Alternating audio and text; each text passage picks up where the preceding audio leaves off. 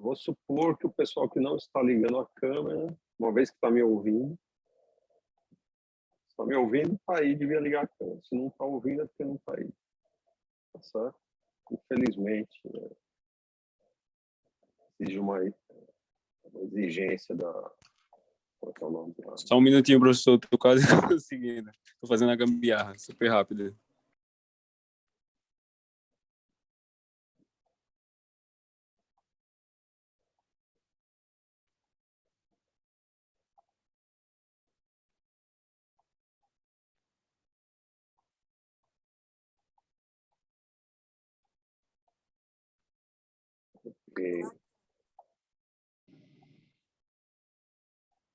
Então vamos lá. As pessoas que estão aí estão registradas. Eu vou compartilhar minha tela.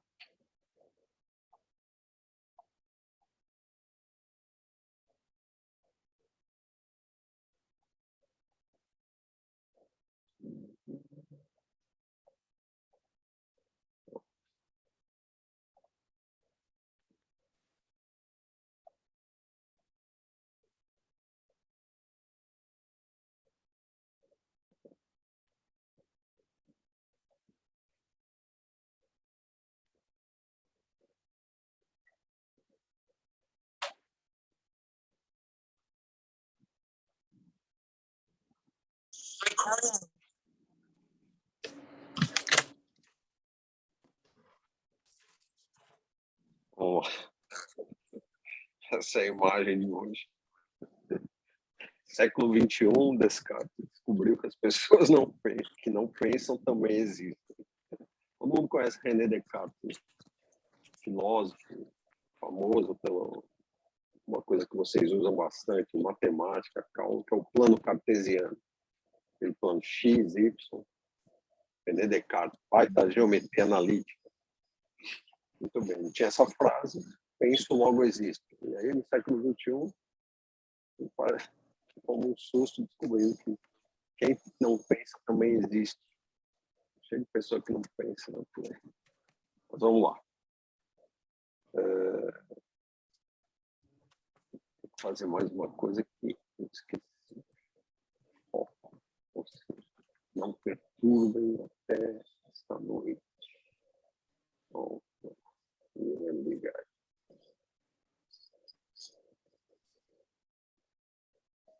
Na aula passada, a gente falou sobre os padrões, né? Os padrões de medida. A gente começou a falar do metro.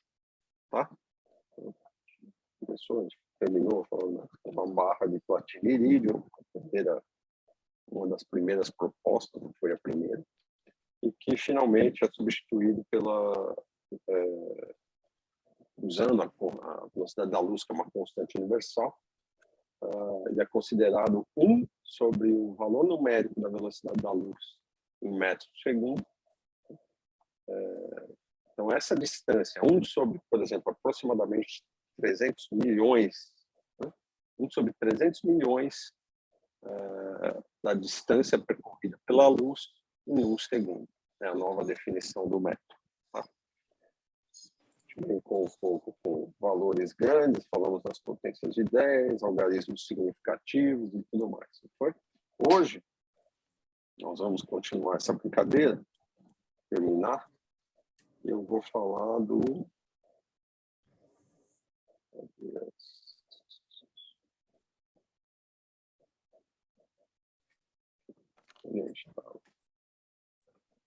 Falar de tempo e... Certo, tempo. Tá? Então, tempo é a outra unidade, né, importante em física, outra grandeza importante em física. As 3 que eu vou citar aqui, e que tem uma unidade específica no sistema internacional. Então, da mesma forma que a gente fez por metro, vocês vão aprender a mudar essas unidades de tempo, né?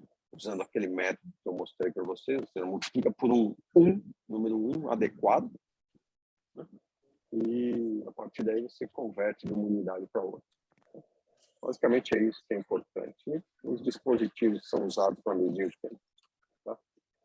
Na prática, isso é importante porque qualquer medida, principalmente quando a gente vai estudar mecânica, cinemática ou dinâmica, é importante você saber instantes de tempo, né, específicos, instante de tempo inicial, instante de tempo final, e durações, intervalos, né, em que certos eventos acontecem. Tá? Muito bem, os padrões, já teve diversos padrões, assim como um método, né, para poder estabelecer qual é a unidade básica de tempo. Já foi baseado na rotação da Terra, vibrações de cristais de quartzo, aqueles quartos que são usados em relógio. Né? E hoje, a unidade que se usa, a mais precisa, essa daqui, é que um segundo é um intervalo de tempo que corresponde a 9.192.631.770 oscilações da luz, um certo comprimento de onda, emitida pelo átomo de Césio 133. Vocês precisam decorar isso? Não precisa nem se preocupar com isso. Estou só dizendo para vocês qual é o padrão hoje. Né? Significa o seguinte, você tem um átomo de Césio, né? Nesse átomo você tem oscilações, né? Quer dizer, os elétrons nesse átomo eles emitem radiação a hora que eles passam de um nível de energia para outro. E essa radiação é medida no laboratório com um comprimento de onda muito específico. Eles pegam um desses comprimentos de onda, tá? Que eles conhecem muito bem, tem uma precisão muito grande para medir esse comprimento de onda, e a partir daí você utiliza, né? Porque uma vez que você sabe o comprimento de onda, você sabe a velocidade da luz no vácuo, né? Eles estão relacionados com uma coisa que a gente chama de frequências, que é o número de oscilações para essa radiação específica, tá bom?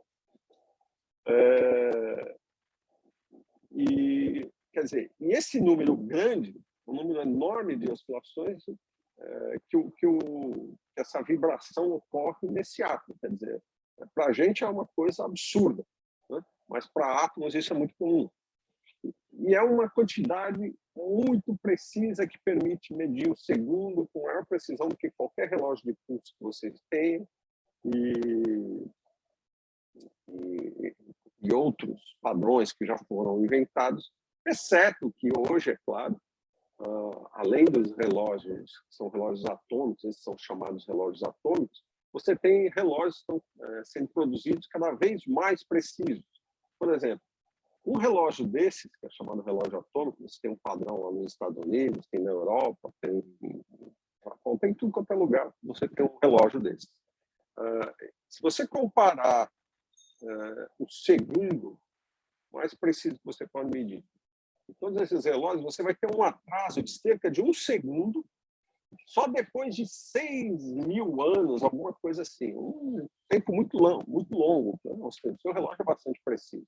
Ele não vai atrasar significativamente no tempo de vida de ninguém. Então, para fazer experimentos, eles estão excelentes. Hoje, eles estão construindo relógios, né, que são chamados, como que é o nome do relógio? Quânticos, né, baseado em certos princípios quânticos, que você consegue uma precisão tal que para você ter um atraso de 1 segundo no seu relógio, você ia ter que esperar quase a idade do universo, cerca de 10 bilhões de anos. É muito, muito preciso. Então, isso é só para vocês terem uma ideia de quais são os padrões hoje utilizados em experimentos científicos e tudo mais. Muito bem. E aqui tem coisas que você precisa levar em conta. Por exemplo, se eu considerasse a medição do tempo, a medição do segundo, o padrão do segundo, baseado na rotação da Terra, né, você vai observar o seguinte. Aqui eu tenho um gráfico que mede, se você olhar o eixo vertical é uma diferença entre a duração do dia, né, baseado na rotação da Terra, e comparado com 24 horas exatas medidas no relógio. Essa diferença, está na ordem de milissegundos. Existem diferenças de um dia para o outro na rotação da Terra. Tá? Mas essas diferenças são medidas aqui por relógios atômicos, tá? Que são muito precisos. Então, você vê ao longo dos anos, você tem essas oscilações, isso tem a ver com efeitos de maré, tem a ver com alguns problemas, por exemplo, você tem que considerar que a própria atmosfera, né, pode atuar no sentido de modificar um pouquinho a rotação da Terra, a ionosfera também, e por aí vai. É por isso que para vocês terem uma ideia de que nem todo padrão é sofisticado o suficiente, dependendo do experimento que você vai fazer. Tá? Então, aqui eu tenho um relógio medindo essas diferenças, que é o relógio atômico, que é muito mais preciso do que a rotação da Terra, que mostra essas pequenas variações de milissegundos.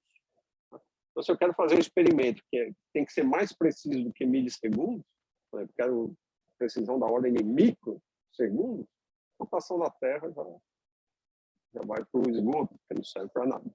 Tá? Muito bem. Finalmente, a outra grandeza importante é a massa. Aliás, eu acho que eu tinha uma figura que eu podia mostrar aqui. Deixa eu ver. Não.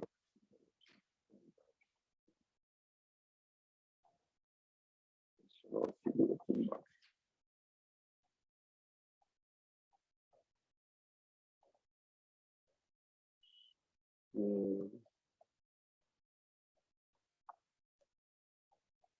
Só por curiosidade. Houve um tempo que o pessoal resolveu fazer relógios que tinham duração de 10 horas, um dia de 10 horas.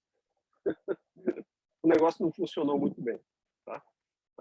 E esse fabricante desse relógio acabou, inclusive, colocando nesse mostrador menor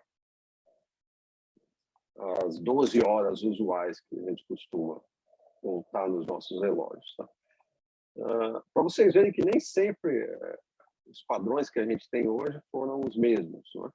E aqui ele pergunta até, você acha que a hora que está marcada nesse relógio no mostrador maior é a mesma que está no mostrador menor? Diga. Quem é que está falando? Daniel, nesse caso aí, a hora tem 60 minutos, não, né? Não, então, aqui 1 hora vai ter mais do que 60 minutos, né? Porque no final das contas, isso aqui tem que contar um dia. Né? E um dia, no nosso horário usual, são 24 horas. Tá? Então, isso aqui você tem metade de um dia. Tá? 10 horas seria metade de um dia. É isso? É um relógio com 10 horas. 20 horas seria o dia completo. Então, 20 horas nesse relógio deveriam equivaler às 24 horas no relógio visual. Que seria esse relógio de baixo. Aí, olhando para esse relógio, vocês acham que a hora que está marcando embaixo é a mesma que está marcando no mostrador maior? Eles indicam a mesma hora? Não é fácil ver. Proporcionalmente, sim. Deveria, mas se você olhar com cuidado, você vai ver que não. Por quê? Porque 1 hora nesse relógio, certamente, né, leva mais tempo no nosso relógio do que nele. Certo? Então, 1 hora tem que equivaler a mais do que 1 hora nossa. E aqui está marcando 8 horas de alguma coisa. Então, o nosso relógio devia estar marcando mais de 8 horas. Né? Porque quando eu chegar em 10, tem que ser 12 horas para mim.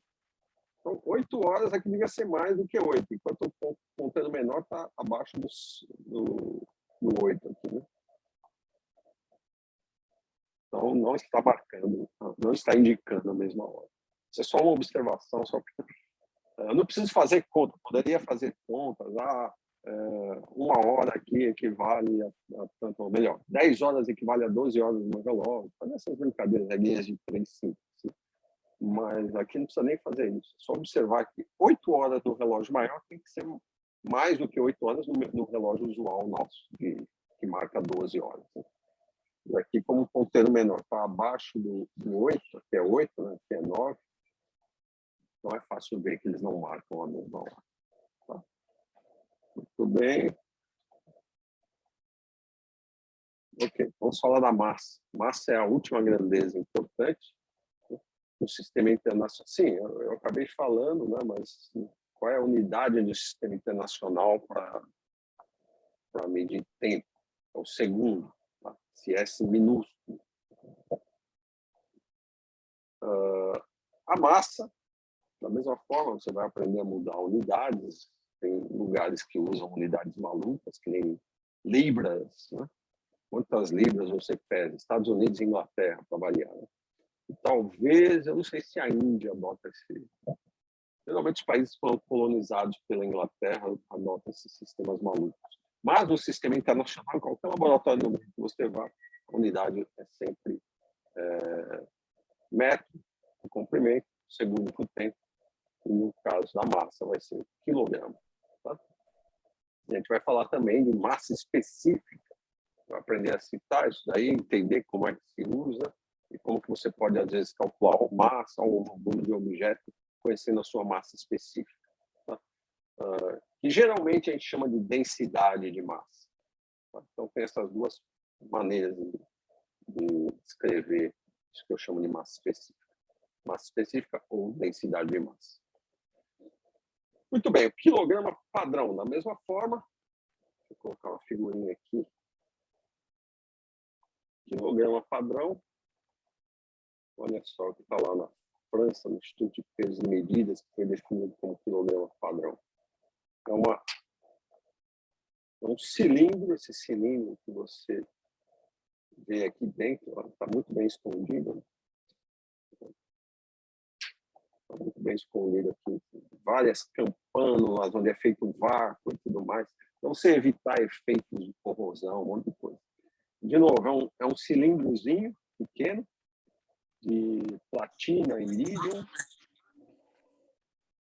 Por que o tamanho aqui está tão grande? Deve ser menor, não sei por que está tão grande.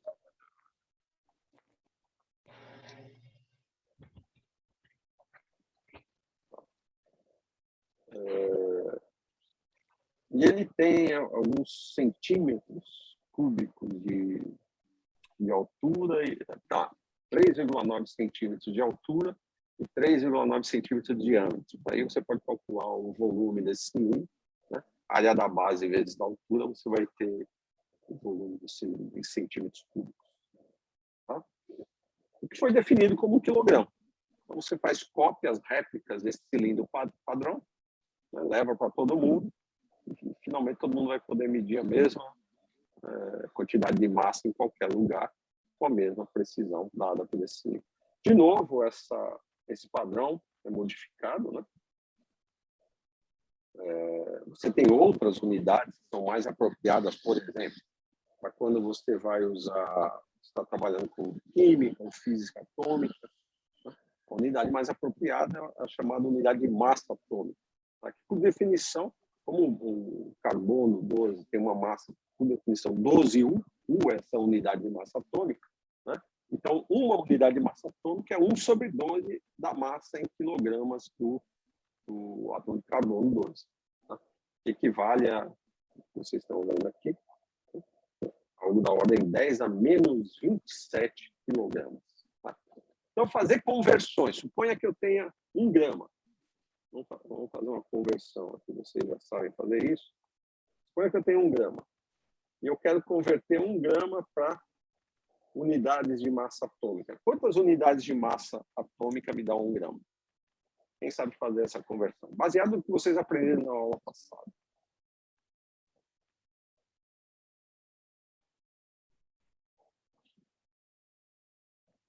Ou melhor, deixa 1 grama. Então, vamos lá. 1 grama é igual a quê? 10 a menos 3 quilogramas, não é? Em outras palavras, 10 a menos 3 quilogramas dividido por 1 grama, vezes 1 grama. Isso daqui é 1. É o 1 que eu estou multiplicando. 10 a menos 3 quilogramas. Por quê? Porque o quilo é 10 a terceira. Com 10 a menos 3 dá 1. Grama com grama vai embora, isso aqui é 1. Beleza? 1 grama, 1 grama. Então, tudo igual. Então, essa vai ser aquela regrinha que a gente tem usado para fazer conversão de unidades. Tá? Então, corta 1 grama com 1 grama. 1 grama é 10 a menos 3 quilogramas. Até aí, tudo bem. Agora, como que eu transformo isso daí em unidades de massa atômica? Vou puxar para cá. Para ter espaço. Quem se arrisca? Tem que fazer o quê? Tem que multiplicar os 10 a menos 3 quilogramas por 1. Mas que 1? Eu não quero fazer aparecer U, que é a unidade de massa atômica, então tem que aparecer U no numerador. Quando que 1 dividido por alguma coisa vai dar 1? que alguma coisa tem que ser isso, alguma coisa expressa em termos de quilograma, por quilograma poder ir embora, né? Tem que aparecer no denominador. Né? 1U vale quantos quilogramas? Aqui, ó, 1, vamos colocar aproximadamente 1,6. 1,66, né? Vezes 10 a menos 27 quilogramas. Tá? Então, uma unidade de massa atômica é igual a 1,66, 10 a menos 27 quilogramas. Então, isso dividido por isso é 1. Eu só estou multiplicando por 1, não estou mudando nada. Agora, o quilograma vai embora e, portanto, o resultado, né, o 10 a menos 27 vai para o numerador. Vou fazer aqui embaixo, porcamente, mas acho que vocês vão entender. Então, 10 a menos 3, quanto que é 1 sobre 1,66? Deixa eu fazer essa conta aqui na calculadora.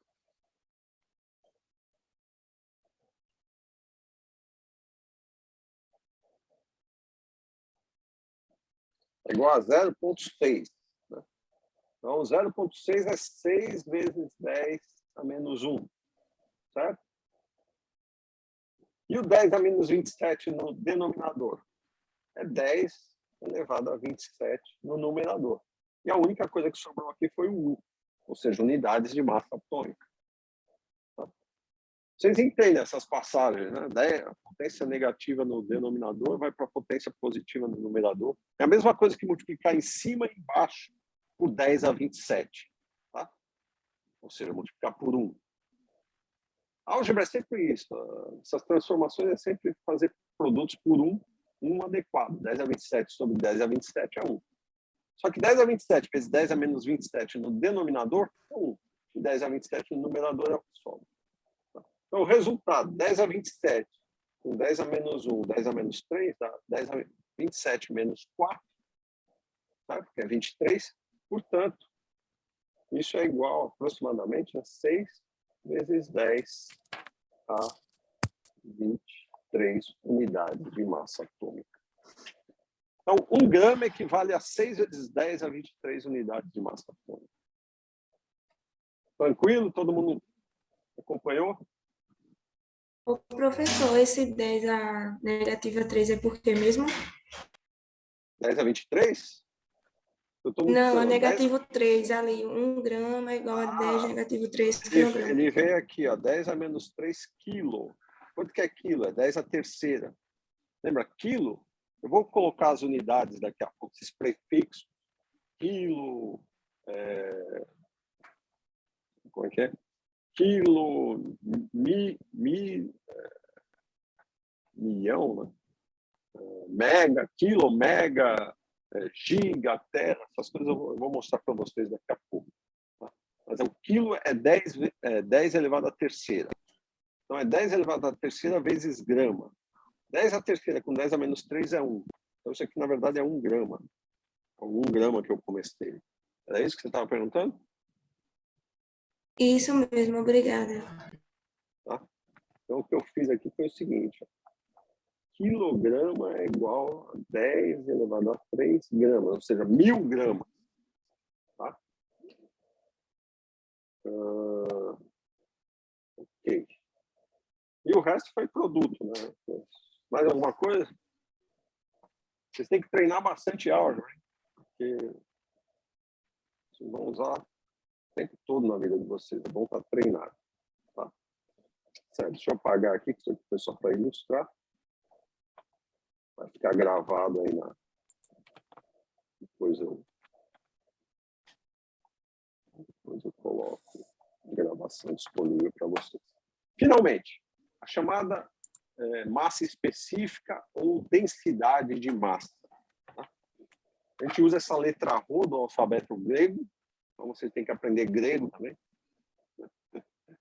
Claro, não precisa aprender grego, só o alfabeto. Lá no final do Halliday tem a lista das letras do alfabeto grego. Essa daqui é a letra Rho. Rho, vem no fundo da garganta. Rho.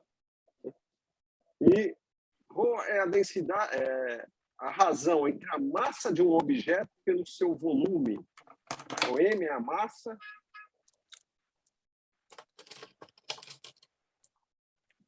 Qualquer que seja o objeto, e V é o seu volume. Tá?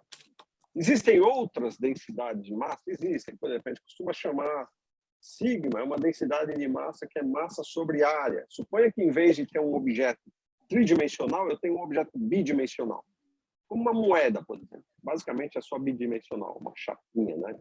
Um disco. Então, ela só tem área. Então, qual é a massa dessa moeda? Se ela for bem fininha, né? Só preciso considerar a área, não o volume. Qual é a densidade de massa dessa moeda? Vai ser a massa dividida pela área, em vez da massa dividida pelo volume. E de outra forma, se eu tiver um fio bem fino, eu posso desprezar o diâmetro, ele só tem uma dimensão, que é o comprimento. E aí eu vou ter a densidade de massa, vai ser massa sobre L, que é o comprimento do fio. Está entendido? Então, aqui estão os 3 tipos de densidade que vocês vão encontrar nesse curso. Né? Densidade de massa associada a um volume, a uma área e a um comprimento. Tá bom? Ou massa específica, né, que é o outro nome. Muito bem. Por exemplo, aqui ele pede para você calcular algumas coisas. Né? Qual é a massa específica quando eu tenho um objeto de 18 kg, né, e o volume desse objeto é 0,032 metros cúbicos? Aí é só fazer a razão entre um e o outro.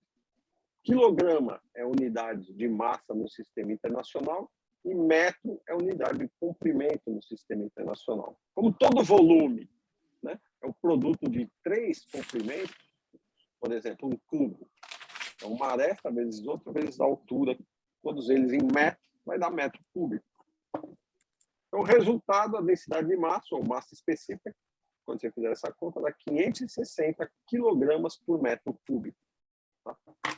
Não existe um nome específico para a densidade, para as unidades de densidade. É sempre unidade de massa por unidade de volume, ou de área, ou de comprimento, como eu anotei aqui. Tá bom? Do outro lado, se você quiser calcular uma massa e é dado a você a densidade do corpo e o volume do corpo, então o que você tem que fazer para calcular a massa? Só isolar a massa nessa expressãozinha aqui, né? Então, você pega a massa nessa expressão, isola, então massa vai ser igual ao quê? Passo o volume multiplicando para o lado esquerdo. Em outras palavras, multiplica os dois lados por volume, então você vai ter ρ vezes V. E se você quer encontrar a massa e tem a densidade e o volume, basta fazer o produto, que é o que está sendo feito aqui. Tá? Ele te dá uma densidade, quilograma em metros por metro cúbico, 380, e dá o volume, 0,040 metros cúbicos. Tá? Aí, quando você faz esse produto, resultado, 1,5 quilograma. Se eu fosse ligar, aqui ele não está ligando para os algarismos significativos. Se eu fosse ligar para os algarismos significativos, eu teria que colocar uma terceira casa, porque ele dá o dado com o menor número de algarismos significativos, tem 3 algarismos. Então, o certo era colocar a terceira casa, que ele não colocou. Eu não sei se é 0 ou se não é, mas, de qualquer forma, habituem-se a colocar todos os algarismos significativos. Ah, não, desculpa, são só 2, né? Por isso que ele só colocou 2. Esse é o que tem menor número de algarismos significativos. Esses zeros à esquerda não contam. Não tem nenhum algarismo diferente de 0 antes, então eles não contam, só contam 2, então está certo.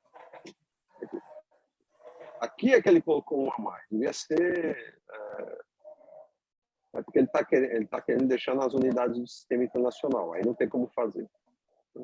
O máximo que ele podia fazer era 5,6 vezes 10 ao quadrado, acho que seria o ideal. 5,6 vezes 10 ao quadrado quilogramas por metro cúbico. Que, de fato, é 560 quilogramas por metro cúbico. Tá. Bom, finalmente, se eu quiser achar o volume, quando me é dada a massa e a densidade, aí usando essa mesma expressão, o que eu faço? Eu quero o volume, eu isolo o volume. Então, volume é igual a massa sobre densidade, né? Só ir manipulando algebricamente essa mesma expressãozinha. Então, massa sobre densidade, isso me dá um volume. Tá? 0,20 metros cúbicos De novo, ele deveria ter colocado, aqui ele deveria ter colocado um terceiro algarismo. São 3. Dúvidas? Todo mundo entendeu o que é uma massa específica? Claro que vocês já viram isso certamente no colégio, mas é sempre bom revisar. Tá? Ok, então só para resumir, o que a gente viu nessa primeira aula, na primeira unidade, né, é o fato de que existem grandezas fundamentais da física que são importantes para fazer qualquer medição de qualquer experimento.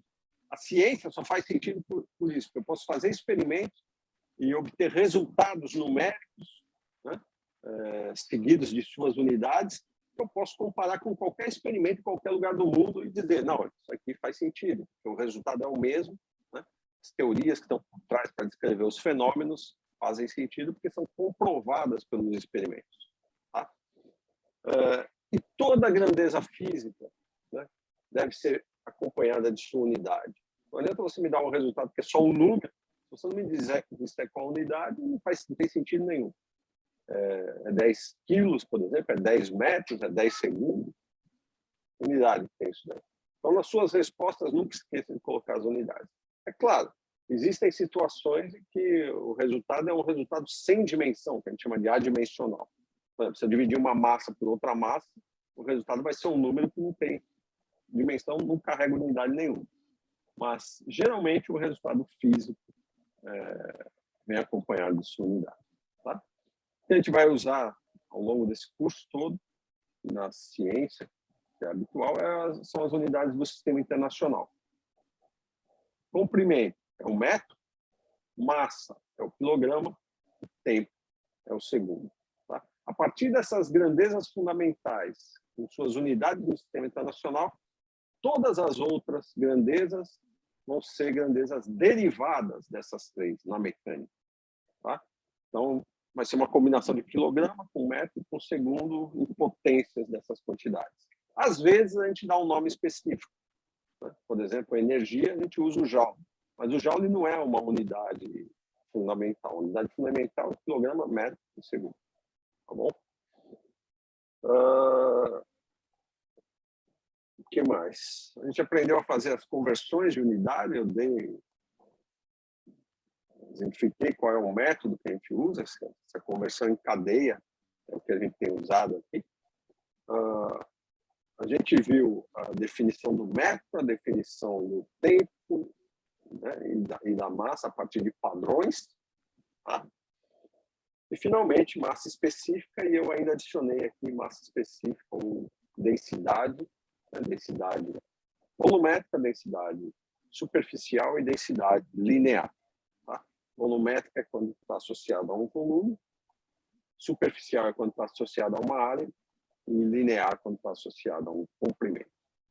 Alguma dúvida? Então, vamos começar a aula. Professor, Oi. o senhor pode dar um exemplo mais claro sobre massa específica? Massa específica? Certo. Compare, por exemplo, a água e o gelo. Dizendo meu cachorro. Não vi que ele estava embaixo, né? A água e o gelo, eles têm densidades diferentes, ou seja, têm massa específica diferente. Por quê?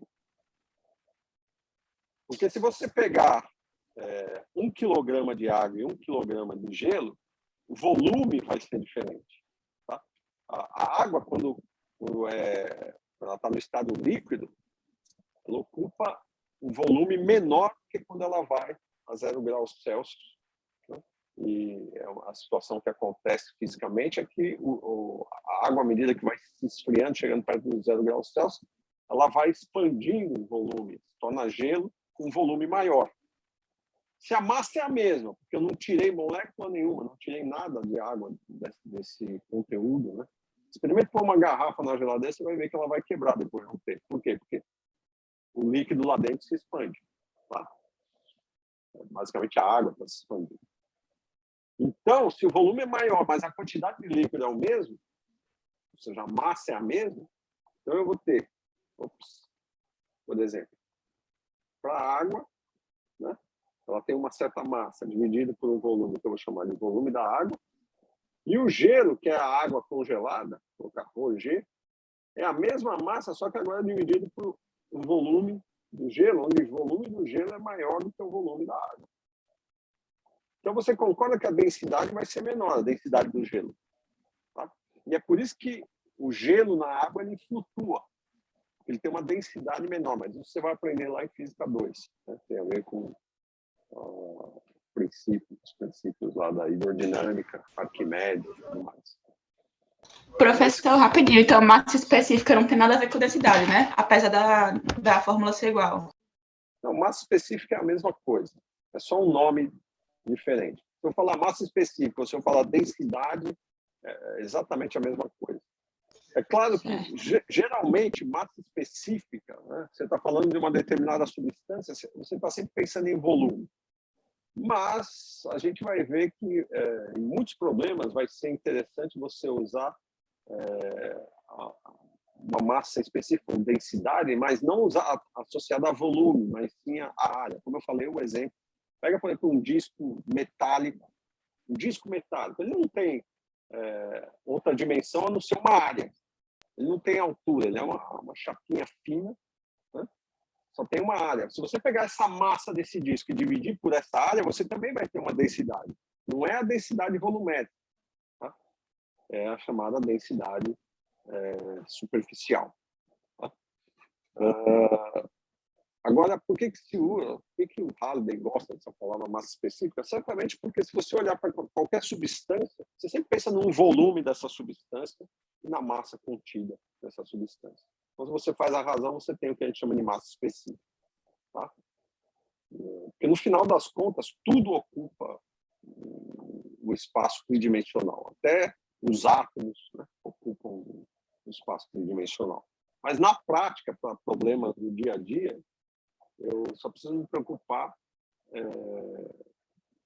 se o meu material ele é tridimensional, ele é bidimensional ou ele é linear. Tá? Mas massa específica e densidade volumétrica é a mesma coisa. Eu prefiro usar densidade porque, quando eu falo densidade, eu falo densidade volumétrica, densidade superficial, densidade linear, que depende do formato do objeto. Tá? Tá claro ou não? Mas falou para massa específica, uma vez que você sabe qual é o formato do objeto, se ele tem um volume, a massa específica é massa sobre volume. Se ele só tem uma área, a massa específica é a massa sobre a área. E se ele só tem um comprimento, a massa específica é a massa dividida pelo comprimento. Tá bom?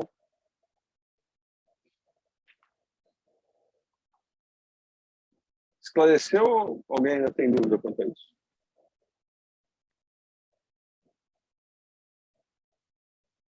Tá, Os exemplos que a gente obrigada. vai fazer ao longo do curso, vocês vão ver como é que se usa isso, geralmente. Tá? Então, não se preocupem agora. Por enquanto, estou dando as definições. Mas eu estava falando do exemplo da água. Por que o iceberg, né, sempre tem uma pontinha do iceberg para fora? Você pode até calcular. Porque o volume de gelo é sempre uma porcentagem que é 10% maior do que o volume de água com a mesma quantidade de massa. Então, esses 10% que ficam fora são justamente pelo fato do volume da água e do gelo terem a mesma quantidade de água e de gelo ocuparem volumes diferentes. Tá? Mas isso vocês vão ver em Física 2. Aqui eu só vou me preocupar com densidade no sentido de usá-las na mecânica e tudo mais, não para problemas hidrodinâmicos.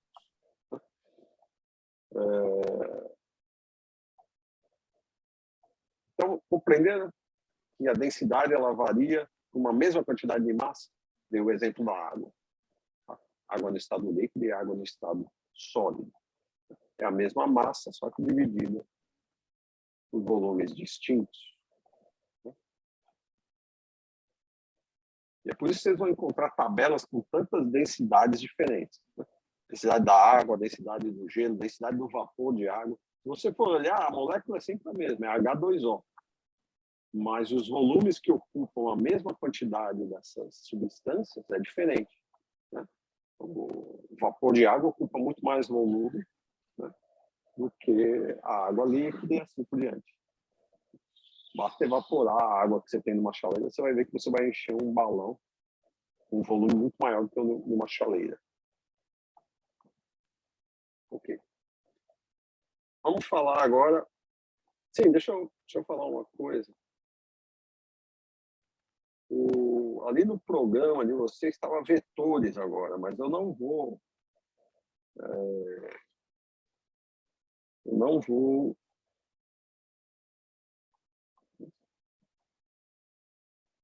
Eu não vou entrar em vetores agora, por quê?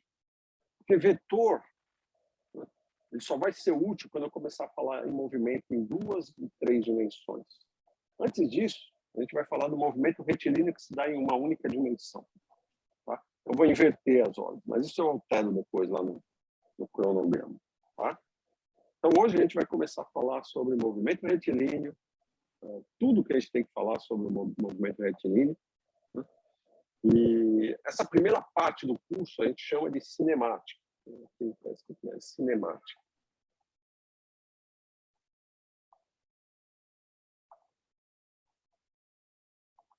Cinemática é o estudo do movimento. Tá? Eu quero saber, por exemplo, a trajetória de uma partícula, tá? Quando ela sai de um ponto e vai até outro ponto, né? Dado que eu conheço alguma coisa sobre essa partícula, por exemplo, sua velocidade inicial, num determinado instante de tempo inicial, eu sou capaz de fazer predições usando os conhecimentos da física, tá? Que eu vou mostrar para vocês. Vai fornecer o que a gente chama de trajetória da partícula, vai fornecer velocidade em qualquer instante de tempo, vai fornecer aceleração em qualquer instante de tempo, por aí vai. Isso a gente vai aprender aqui. Então, isso é o estudo do movimento. Tá? Sem me preocupar em saber o que foi que originou esse movimento, qual é a causa desse movimento. Isso daí eu vou deixar para a próxima parte, para a segunda parte do curso, que é chamada de dinâmica, onde a gente vai estudar leis de Newton, problemas envolvendo energia, trabalho e por aí vai. Tá? Essa primeira parte é só cinemática, é só o estudo do movimento, em 1, 2 e 3 dimensões. Então, a gente vai dar o primeiro passo, começando com o chamado movimento retilíneo. Tá bom? O movimento retilíneo, eu vou fazer o seguinte.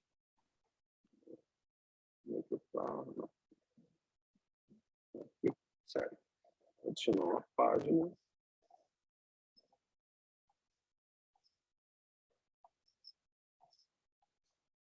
Adicionar uma página.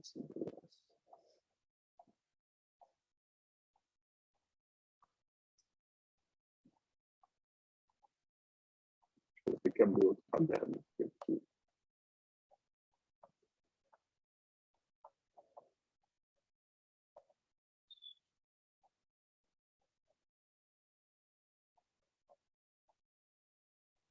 Não estou conseguindo adicionar a página. Vou abrir o segundo caderno aqui. Esperem um segundo.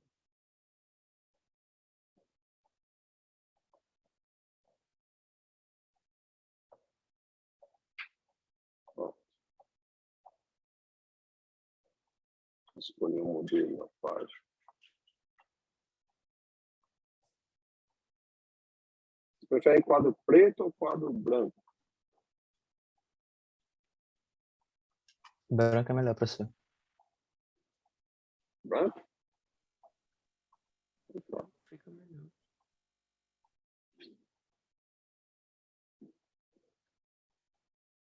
Então, vamos lá. Movimento retilíneo.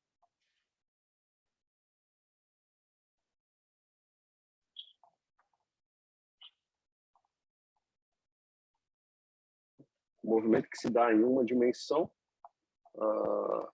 E, portanto, tudo que eu falar aqui, eu vou falar o que eu falo no movimento em uma dimensão. Primeiro, eu preciso definir o que é espaço. Né? Espaço, a noção que a gente tem de espaço é tudo que está ao nosso redor. Né? E, obviamente, eu não consigo ver o espaço aqui em uma única dimensão. A gente vê 3 dimensões. Eu consigo olhar para frente, para o lado e para cima. São 3 dimensões. Mas eu posso falar de movimento retilíneo, por exemplo, se eu tiver um trilho de trem, tá? Ou uma pista que é completamente reta, Então, o movimento se dá ou para frente ou para trás. Nesse sentido, o movimento é retilíneo, é um movimento em uma única dimensão. Ele não está se movendo para cima nem para as laterais, ele está indo só para frente e para trás. Então, esse movimento pode ser descrito por uma linha. Tá? Eu vou chamar de X, por exemplo. Eu defino uma origem, eu vou começar a contar os valores de X, então X igual a 0. Se eu pegar uma estrada reta, o 0 quilômetro está ali na origem. Onde eu posso definir essa origem? Eu posso definir em qualquer lugar. Posso colocar ela aqui no meio, posso colocar lá na frente. Tanto faz. Isso não vai mudar a física, fazer essa escolha de onde é que está o 0. Tá? Então, aprendam isso desde cedo. Mas, nesse caso, eu vou escolher o 0 lá no início, só por convenção. E aí, a cada marca, eu coloco um valor. E aí eu tenho que escolher. Esse valor vai ser dado em que unidades? Metros, quilômetros.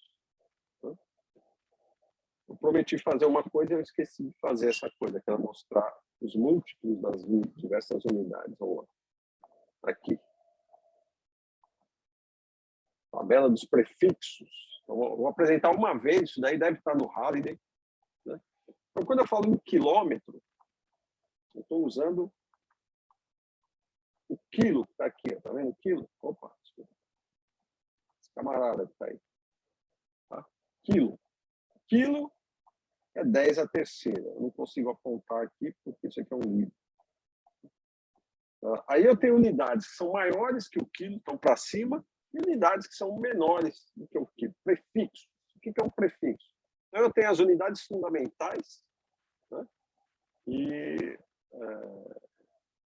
eu vou usar prefixos para dizer qual fator de 10 eu tenho dessa unidade fundamental. Embora no sistema internacional tenha se adotado o quilograma, o quilo, na verdade, é um prefixo. O grama é uma unidade de massa. Tá? Mas, de novo, para a gente vai dizer que o quilograma é que é a nossa unidade no sistema internacional. Então, ele já vem com um prefixo que é o K. E o K significa 10 a terceira. Ou seja, 1000 gramas. Tá? E assim por diante. O símbolo de cada uma desses prefixos está à direita. Tá? Então, esse K minúsculo, eu já falei uma vez, nunca escrevo quilo com K maiúsculo, é sempre minúsculo, porque o K maiúsculo é reservado para a unidade de temperatura, Kelvin. 10 a sexta é mega, é esse M maiúsculo, 10 a nona é giga e assim por diante. Né? O 10 a sexta é milhão, 10 a nona é bilhão e aí vai, quadrilhão, trilhão, quadrilhão. Isso não importa. O que importa é que vocês vão, à medida que aumenta 3 unidades, vai mudando o nome do prefixo e a letra. Professor, Diga. Usar, por exemplo, KK em vez de M é válido ou não? KK? Porque o K não equivale a 3 zeros. Aí coloca 2 Ks. Vale 6 zeros ou não? Não. Você poderia fazer isso, mas aí, como se diz, não se usa em lugar nenhum, ninguém vai entender o que você está fazendo. E certamente, se um professor pegar você escrevendo KK alguma coisa, ele vai achar que você está rindo dessa coisa. KKK. Não, na verdade, ele vai te dar 0, porque não existe KK. A gente usa K, se quer usar mais uma potência de 10 a terceira, você já vai para o mega em vez de usar o K. Entendeu? Megagramas. É o Mzão vezes o grama. Então, é 10 a sexta grama ou 1 milhão de gramas. O que você pode usar é 10 a terceira quilogramas, 10 a sexta quilograma, aí tudo bem. Mas você não pode usar o prefixo 2 vezes, porque a pessoa vai achar que é uma unidade diferente de alguma coisa. KKM, KKG, é isso, KKG, KKM. Então, você usa o prefixo uma única vez. Tá? Tudo bem? Depois de giga para cima, não é comumente, a gente não vai usar comumente, né? Então, esses outros são pouco usados. Eles são mais usados em física, cosmologia e física de partículas, né? Que envolve, por exemplo, física de altas energias, que é a minha área, envolve energias tão altas que a gente entra nesse ramo dos beta, ESA, zeta, né? Mas na física, na mecânica, pode até aparecer algum exercício com isso. Aí você vai lá na tabela e vê, você não é obrigado, né, para em mente com tudo isso. Mas se aparecer, você olha na tabela, identifica qual potência de 10 você está falando. Tá? Tem um erro aqui, né? O 10 a 12, fator 10 a 12, ele escreveu tetra. Tetra, na verdade, é 4, né? É tera. Então, corrijam esse erro. É T-E-R-A. Não tem esse Tzinho no meio. Tá? Tera. 10 a 12 é tera. Tá bom? E aí você pode usar as unidades abaixo. Né? Unidades usadas principalmente no sistema métrico, é o hecto, deca e o dec. Né? Hectometro, hectagrama, e por aí vai. Hectograma, e por aí vai. Decagrama, só que aí são unidades abaixo do 10 a terceira. 10 a segunda, 10 a primeira e 10 a menos 1. Tá? O desse aparece muito.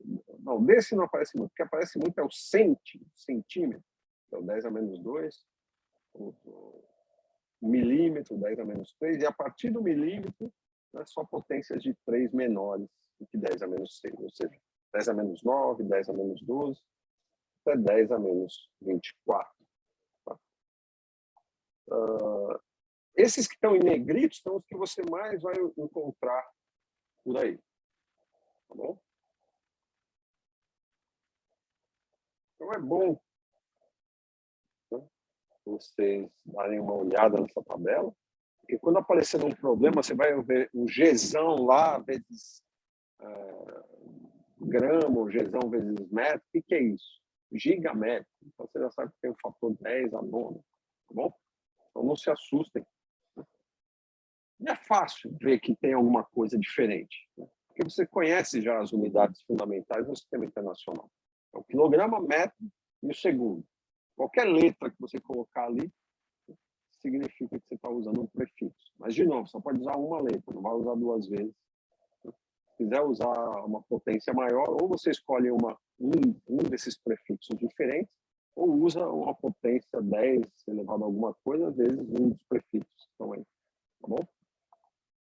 Bom, isso é a única coisa que estava faltando nessa primeira parte que eu esqueci de falar. Então, temos aqui o movimento retilíneo, que eu vou escrever agora essas posições no espaço em uma dimensão com unidade. Que unidade que eu vou escolher? Depende do problema que eu vou tratar. Se eu estiver falando de uma estrada em que um carro está caminhando, geralmente eu vou usar o quilômetro.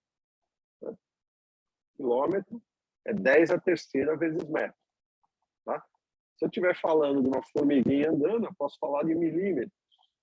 Se eu estiver falando de um cachorrinho andando pela rua, eu posso falar em metros, ou um ser humano. Então, a unidade você vai escolher a que for conveniente de acordo com o problema. E você vai encontrar todas elas nos problemas do Rally. Tá bom? Agora, vamos esquecer aqui a unidade, no primeiro momento não importa para a gente. Tá? O que importa é decidir algumas coisas. Né? Eu tenho aqui vários marcos, então eu vou colocar 1 aqui, 2, 3 e assim por diante. 4, 5, 6, chegamos 7. E eu posso ir até infinito. E da mesma forma, eu posso ir para o lado negativo.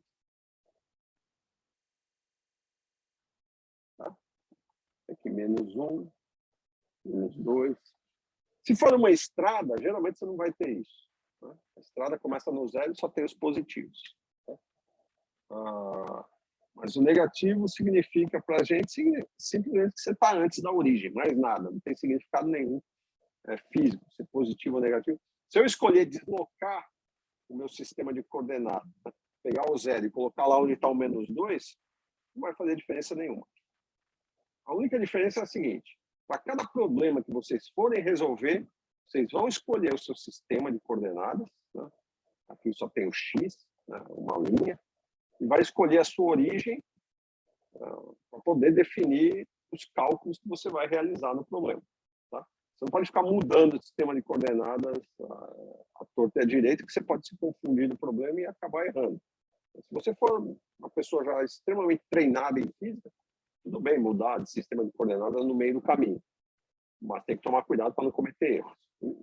Geralmente a gente começa com o sistema de coordenadas e vai até o fim. Tá? Então, eu falei, essas são as posições, por exemplo, de uma partícula. O que é uma partícula para a gente?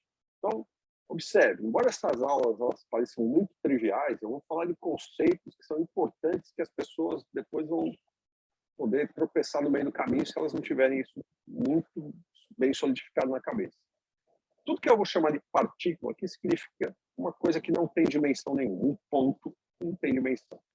Aí você vai falar, pô, mas no mundo real tudo tem dimensão. Até um quark faz parte de um próton, tem dimensão, tem um tamanho. Mas do ponto de vista da física, né, eu não preciso saber o tamanho de um próton, eu não preciso saber o tamanho de uma maçã para determinados tipos de problemas. Eu só quero saber como que ela se movimenta no espaço. Eu posso tratá-la como uma partícula. E, na verdade, isso não é só uma aproximação. A gente vai ver mais adiante que essa é uma aproximação perfeita, no sentido que eu posso tratar, por exemplo, essa garrafa, sempre a minha garrafa, né? Essa garrafa eu vou poder tratar em algumas situações como um ponto, não vai ter problema nenhum, né? A gente vai ver que esse ponto lá na frente tem um nome chamado centro de massa da garrafa. E se eu souber descrever o movimento desse ponto, ou seja, de uma partícula no espaço, eu sei descrever o que eu chamo de movimento do centro de massa de um corpo extenso. A gente vai falar de corpos extensos somente na última parte do curso. Então, até lá, tudo que eu falar aqui é uma partícula. Um carro, não importa a dimensão dele, o que ele tem, é uma partícula. O cachorro andando na rua é uma partícula. O ser humano pulando do prédio é uma partícula. Opa, passou um ano. Por aí vai, entendeu? Partícula não necessariamente é um objeto físico, mas é algo que representa o objeto físico, o que vai ser suficiente para a gente estudar o seu movimento nas duas primeiras partes do curso. Tá? Depois, na última parte, vocês vão entender que isso tudo faz sentido, porque eu vou poder falar dos corpos extensos, corpos rígidos, e eu vou poder tratar esses corpos a partir de um ponto que eu chamo de centro de massa. Tá bom? Lá a gente vai falar de rotação e tudo mais. Então, pensem nisso. A partícula é o objeto que eu vou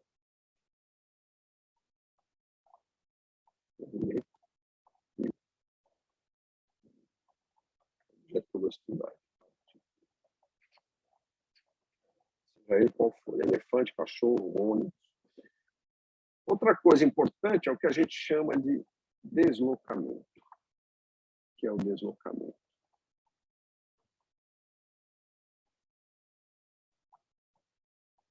Vocês concordam que até agora eu falei de posição, né? O valor de x aqui é o valor da posição. X igual a menos 2 é o valor da posição. X igual a menos 1 é um outro valor de posição. X igual a 2 é um outro valor de posição. E o que é o deslocamento? Deslocamento, a definição, essa letra grega que a gente chama de delta, esse triângulozinho, delta, ele sempre implica uma variação. Tá? Variação, o que é variação? Então, variação em x é o que eu chamo de deslocamento. Mas o que é a definição dessa variação? É um x, uma posição da partícula em um determinado ponto, por exemplo, eu vou chamar de f, menos a posição em outro ponto que eu vou chamar de i. O f e o i aqui, vocês podem chamar do que vocês quiserem. Eu uso geralmente f e i para indicar f de final e i de inicial, ou seja, posição final menos posição inicial. Tá? Então, isso é uma variação. Eu variei a posição, uma posição inicial para a final. Então, a diferença entre elas, sempre a final menos a inicial, é o que eu chamo de deslocamento, tá? Em uma dimensão. Então, a gente vai ver deslocamento em mais dimensões, e é aí que vão entrar os vetores. Tá bom? Então, suponha que eu tenho aqui, vocês enxergam, eu tenho um sapo, não dá para ver, não é horrível. Eu tenho um sapo desse. Sapo, na posição 0, posição inicial. Tá? E esse sapo ele vai até uma outra posição, x igual a 6, certo? Então, aqui ele tem a posição inicial x igual a 0, posição final xf igual a 6. Tá? Se eu supuser que as distâncias são dadas em metros, então, as unidades aqui é 0 metros, 6 metros. Eu pergunto para vocês, qual é o deslocamento do sapo? Sim. Para saber sobre deslocamento, eu tenho que dizer quais são os instantes de tempo em que o sapo ocupa essas posições. Então, na posição inicial, ele está num tempo inicial que eu vou chamar de 0. Tá?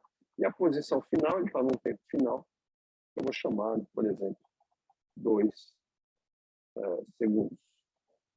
Tá? 0 segundos e 2 segundos.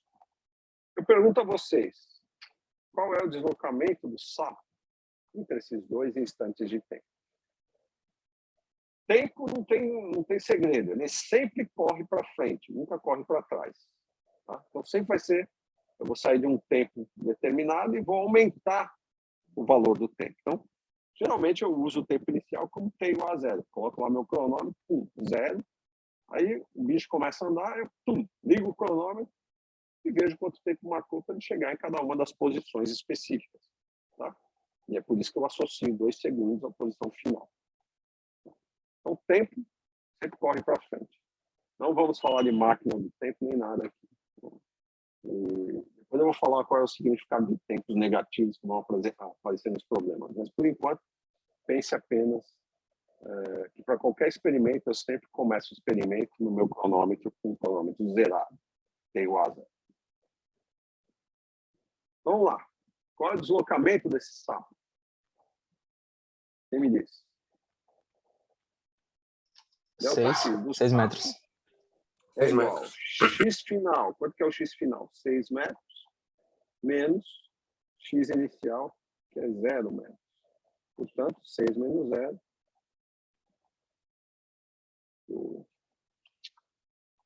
Perdi a conexão. Não é conexão. Alguma coisa está fazendo. Muita coisa ligada. 6 menos 0, 6 metros. Fácil demais, né? Bom, e se ele fosse agora no tempo t igual a 2 segundos para o tempo, agora ele fosse para cá e acabasse aqui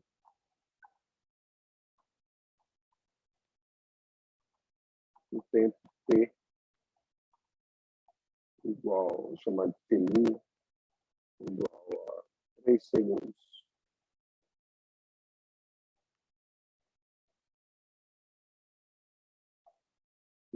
Aí eu pergunto, qual é o novo deslocamento desse camarada? Chama de delta x do sapo linha. Só para dizer que é um deslocamento diferente. Podia até ser igual, mas, como eu não sei, vou botar um linha aí, porque é um novo deslocamento. Tá bom? Qual é o novo deslocamento do sapo? Entre o tempo 2 segundos e 3 segundos. Professor, vai somar com o primeiro deslocamento ou não? Então, é isso que eu quero abordar agora. Quando eu falo de deslocamento, eu sempre falo, né, da diferença entre posições em 2 instantes de tempo diferentes. Tá? Então, se eu falo, qual é o deslocamento entre t igual a 0 segundos e t igual a 2 segundos, né, não tem segredo. Você vai fazer a diferença da posição, né, nos 2 segundos menos e a posição em t igual a 0 segundos. Você já sabe o que é. Se eu falar para você, qual é o deslocamento entre t igual a 2 segundos e t igual a 3 segundos? Eu estou querendo saber só qual é a diferença de posição entre esses 2 instantes de tempo. Entendeu? Portanto, delta x' é a diferença entre as posições em 3 segundos e em 2 segundos. Tá? Eu especifiquei para você qual é o deslocamento do sapo entre 2 segundos e 3 segundos. Tá? Então, você vai lá, não tem segredo. Qual é a posição final em 3 segundos?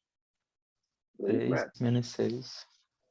Posição em 2 segundos, 6 metros. Então, 3 menos 6, que dá menos 3 metros. Então, ele se deslocou menos 3 metros.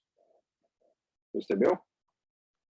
Agora, se eu perguntasse qual é o deslocamento do sapo entre Vamos lá. Delta x, o sapo, duas linhas. Deixa eu colocar aqui, entre os tempos t igual a 0 e t igual a 2 segundos. Aqui é t igual a 2 segundos até t igual a 3 segundos. Tem que especificar, né, quais são os instantes de tempo que eu estou considerando. Então, só para lembrar, o delta x é entre esse intervalo de tempo, o delta x entre esses dois instantes de tempo, e o delta x, duas linhas, eu quero saber entre t igual a 0 segundos e t igual a 3 segundos.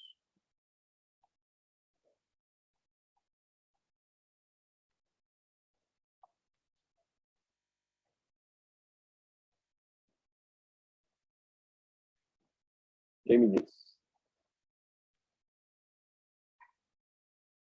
Eu tenho a Eu posição ia falar dele. que era 6 também, ou menos 6. Certo. Antes da gente dar uma resposta, deixa eu perguntar para vocês. O que eu tenho que saber? Eu tenho que saber a posição no instante t igual a 0 segundos e a posição no instante t igual a 3 segundos. Eu conheço essas posições? Conheço, está dado ali. Ó. Só olhar o gráfico, né? O gráfico das posições. Tá? Então, se eu conheço essas duas posições, a única coisa que eu tenho que fazer é a diferença entre elas. E qual é a diferença entre elas? É 3. Em 3 segundos, 3, eu tenho 3 metros. 0. Em 0 segundos, eu tenho 0. Então, portanto, o deslocamento é 3 metros. Todo mundo concorda? Entenderam o que é o deslocamento? Sim. Sim. Veja que deslocamento não é posição, é diferença entre posições em diferentes instantes de tempo. Tá? É claro que se eu perguntar qual é o deslocamento entre t igual a 0 segundos e t igual a 0 segundos, aí é 0, porque ele não saiu do lugar, porque o tempo vai sempre para frente. Se o tempo não mudou, então ele não saiu do lugar, o deslocamento é 0. Ô, professor, então não é o tempo, não é a distância que ele percorre, não, né? É a distância entre os dois pontos, no caso. Eu tava confundindo, eu achava que era a Eu distância. ia falar disso em seguida. Primeiro eu estou falando de deslocamento, aí eu vou falar de distância. É óbvio que quando você está correndo na praia, por exemplo, né, você soma a distância que você vai para frente com a distância que você vai para trás. Eu corri tantos quilômetros. Tá? Porque imagina, você saiu, suponha que em t igual a um novo instante de tempo, t f' igual a 4 segundos. Ele volta para a posição inicial. Tá? Qual foi o deslocamento? Nesse caso aí foi 0. Era 0 metros final menos 0 metros inicial, que é 0 metros. Ou seja, o deslocamento é 0. Ele saiu em t igual a 0 segundos do 0, foi lá para frente, passou por todas as posições, voltou, chegou em 4 segundos no 0 de novo. O deslocamento total é 0. Mas certamente ele teve que correr uma boa distância para poder voltar para o 0, não foi? Então, veja, deslocamento é uma coisa completamente diferente de distância percorrida. Tá? Distância percorrida é sempre a soma do quanto você andou. Se o que você andou é positivo, não tem problema nenhum. Agora, se você já está andando no sentido oposto, né, então você vai contar da mesma forma, mas de 7 para 6 está diminuindo. Mas para você continua aumentando a distância. Né? Você continua somando 7 mais 1, mais 2, mais 3, até chegar. Você está indo para cá, 7 mais 1, mais 2, mais 3. Então, você sempre soma, né, a quantidade de metros que você corre para frente e para trás. Em outras palavras, você soma os deslocamentos positivos, né, enquanto eles são positivos, à medida que você começa a andar para trás, aí você começa a somar os deslocamentos negativos, trocando o sinal. Né? Ou seja, nesse sentido, sinal negativo significa o quê? Significa que eu estou indo para trás no eixo. Tudo bem? E para frente eu estou aumentando, então os deslocamentos são positivos. E para trás significa que os deslocamentos são negativos.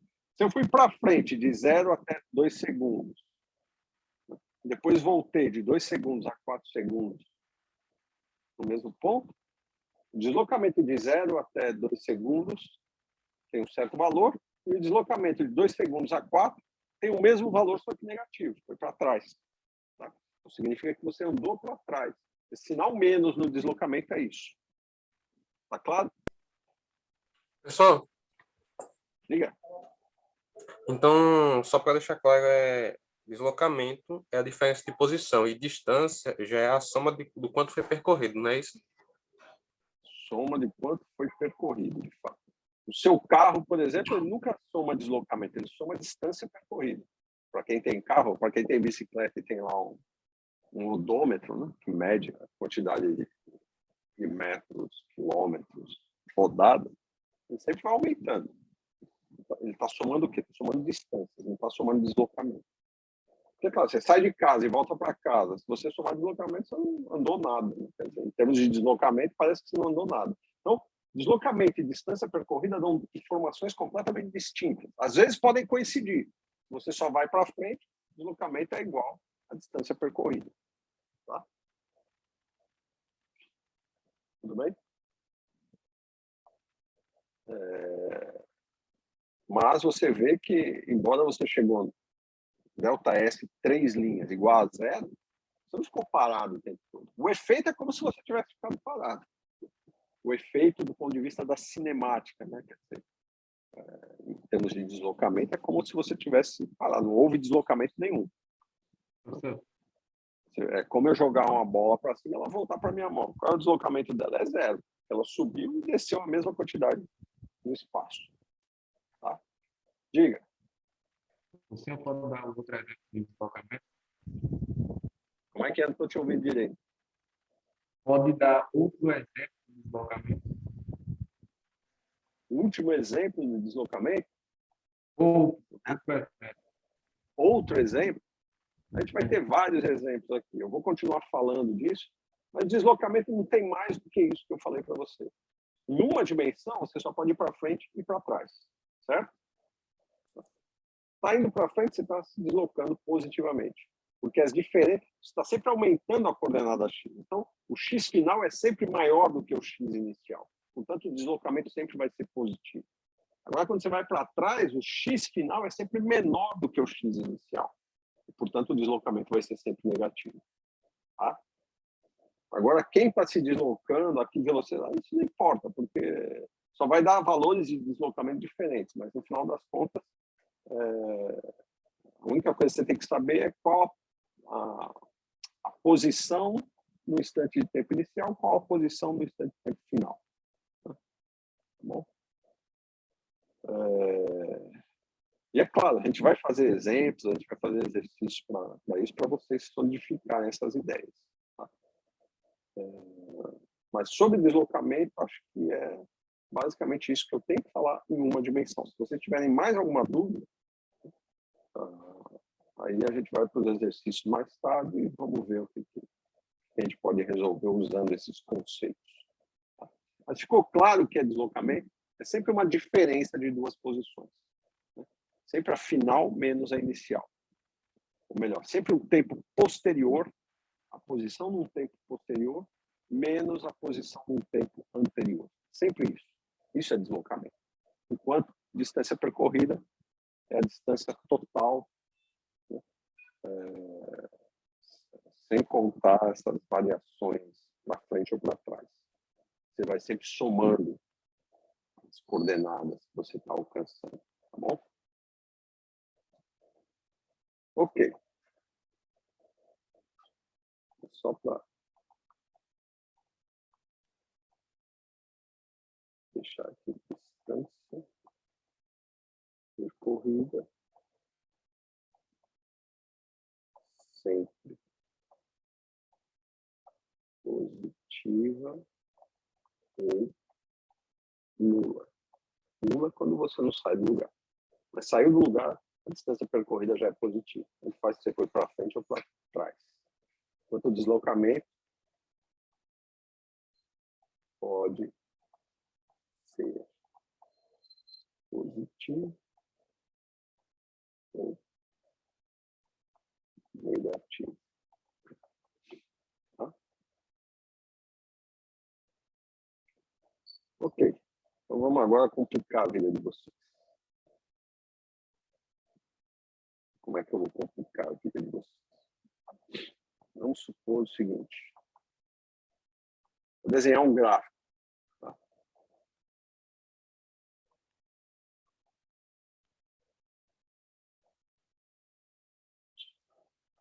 O gráfico é o quê? O gráfico é sempre uma função, né, dependente de alguma coordenada. A minha função aqui vai ser a posição. X, e ela depende do quê?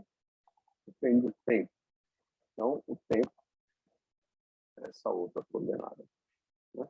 No eixo das abscissas, que é esse eixo horizontal, eu tenho o tempo. No eixo das ordenadas, que é esse eixo aqui, eu tenho a posição como função do tempo. E essa função pode ser qualquer coisa. Né?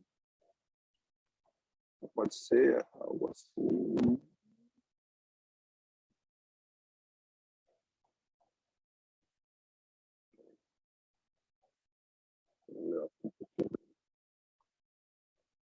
Claro, vocês conhecem funções das mais variadas. Vocês conhecem parábolas, são coisas assim, por exemplo. Vocês conhecem linhas retas. Certo? Vocês conhecem a função exponencial negativa. Ela começa vai caindo assim. Função logarítmica, em torno de zero, ela vai para menos infinito. Função logarítmica. E por aí vai. São várias funções que têm um nome. Tá? Geralmente, em física, uma partícula que vai se mover, ela não vai gerar uma função que tem um nome específico. Geralmente, pode até gerar, mas não importa. Essa aqui é uma função também. Tá? Ela assume um valor de x para cada valor de t dado. Então, é uma função. Não importa que ela tenha essa cara maluca, mas é uma função. Tá bom? E o que ela descreve? Todo mundo aqui está acostumado com gráficos de funções, né? Plano cartesiano.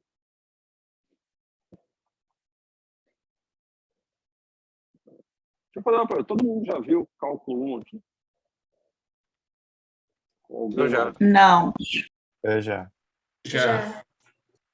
Maria Eduardo disse que não, né? Não, eu estou vendo agora. Certo. Quem nunca viu cálculo, funções, eu vou fazer o seguinte. Eu vou ver se eu preparo, vou gravar uma videoaula, vou deixar, não vou apresentar aqui para a gente não ocupar o nosso tempo, mas vou deixar apresentado o que é o básico que vocês precisam saber nessa videoaula. Tá? Para esse curso, eu só vou precisar desse básico. Quando tiver alguma coisa meio diferente, eu falo. Então, não se preocupem em saber todos os detalhes, mas entender o que vai estar nessa aula, esse básico, tá bom? E é claro, vocês vão aprender tudo isso com muito detalhe nos cursos de cálculo 1, 2 e por aí vai. Mas eu vou precisar de ferramentas matemáticas que eu não vou poder ficar deduzindo, né, com muito cuidado em sala de aula, porque senão vai virar um curso de matemática e não de física. Mas a matemática é a nossa ferramenta para descrever o universo. Tudo que eu vou dar para vocês aqui não vão ser coelhos saindo de cartola. Vocês têm que entender cada uma das coisas. Qual é a origem, quer dizer, qual é o objetivo da física? Não é dizer, olha, isso aqui é assim, aceita. Não. A gente quer mostrar para todo mundo de onde vêm as coisas, os porquês. Você vai aprender a deduzir tudo. Você não vai precisar decorar quase nada. Você aprende a deduzir as coisas. Se você conseguir isso, você já conseguiu bastante coisa. Não digo que todo mundo necessariamente precisa aprender a deduzir tudo que eu vou colocar aqui. Eu vou deixar claro o que vocês precisam saber deduzir, o que não precisa. Mas é bom, porque isso vai exercitando o raciocínio de vocês, o cérebro, e vocês vão ficando cada vez melhor preparados para o que vem pela frente. Tá? Mas é certo que eu não vou exigir, por exemplo, que vocês saibam deduzir determinadas coisas, resolver determinadas equações diferenciais, ou não. O que eu vou exigir, eu vou deixar bem claro. Tá? Basicamente, vai estar nos exercícios. No máximo, é uma derivada que eu vou mostrar, né? Derivadas muito simples, de funções extremamente simples, que vocês vão saber fazer até com os olhos vendados, com as mãos para trás. Tá bom? Mas vamos lá. Isso daqui é uma função. Toda função é o quê? No final das contas, só para quem nunca viu e não ficar flutuando, é como se eu tivesse uma caixa, né? Você vai jogar, por exemplo, nessa caixa uma banana. E aí vai sair dessa caixa